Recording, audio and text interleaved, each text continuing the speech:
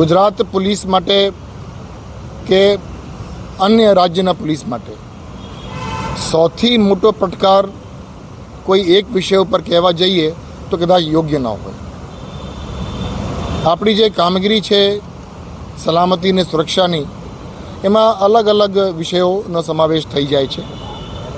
એમાં મહિલા અને બાળ સુરક્ષાની મેં આપણે વાત કરી, આપણે સાયબર સુરક્ષાની મેં વાત કરી, કદાચ મારે કહેવાનું રહી ગયું પણ ગુજરાત પોલીસ તરફથી છેલ્લા 2-3 વર્ષમાં નાર્કોટિક્સ અંગે જે કેફી દ્રવ્યોની જે આ લડાઈ છે એ લડાઈમાં ગુજરાત પોલીસનું ખૂબ સારું યોગદાન રહ્યું છે.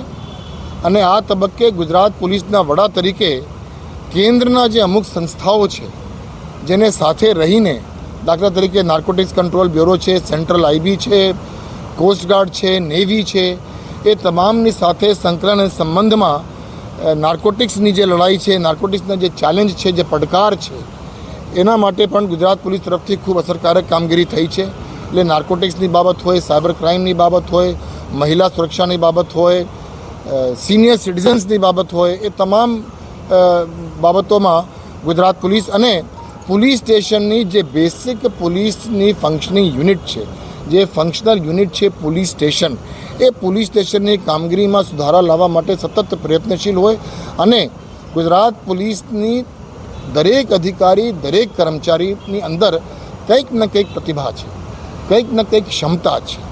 એમને ક્ષમતા છે એક યોગદાન આપવા માટેની, અને એક ક્ષમતા, એક લીડરશિપ ડેવલપ થાય પોલીસ અધિક્ષકોમાં, અને પોતાના દરેક અધિકારી અને કર્મચારીને એ પ્રોત્સાહિત કરે કે આપણી જે લાર્જર ગોલ છે ગુજરાત રાજ્યની સલામતી અને સુરક્ષા, એમાં દરેક લોકો એમની રીતે, એમની પ્રતિભા, એમની જે ક્ષમતા છે એ પ્રમાણે એને યોગદાન આપે.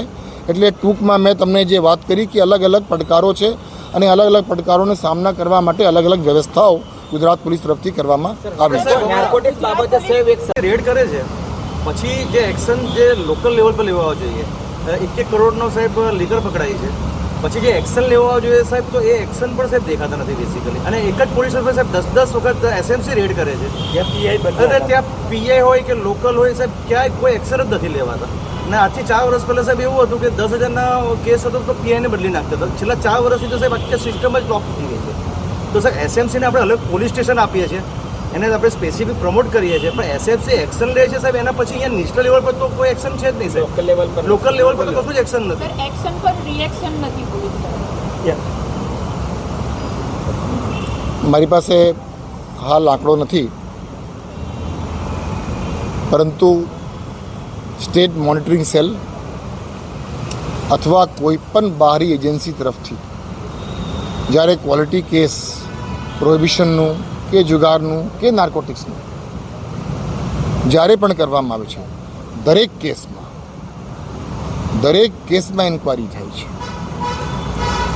અને દરેક કેસમાં ઇન્ક્વાયરી પહેલાં અને ઇન્ક્વાયરી પછી યોગ્ય પગલાં લેવામાં આવે છે.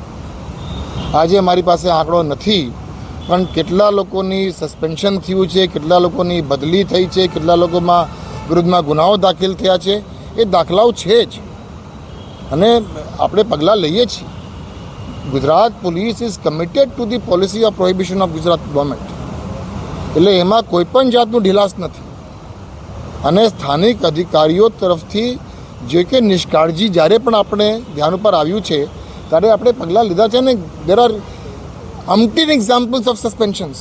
આઈ એમ સરપ્રાઇઝ કે તમે લોકો એમ કહો છો કે એના વિરુદ્ધ પગલાં લેવાતી નથી. પગલાં લેવાય છે, ટ્રાન્સફર થાય છે, સસ્પેન્શન થાય છે, અને દરેક કેસમાં વરિષ્ઠ પોલીસ અધિકારીઓ તરફથી એની ઇન્ક્વાયરી થાય છે. કરોડમાં 1 કરોડનો લીગર પકડાયો હમણાં લગભગ 1.5 મહિના. હવે I will not go by case to case, but I want to tell you in this press માધ્યમથી હું એક કેસના અત્યારે ચર્ચા કરું એ યોગ્ય પણ નથી અને આ સમય પણ નથી.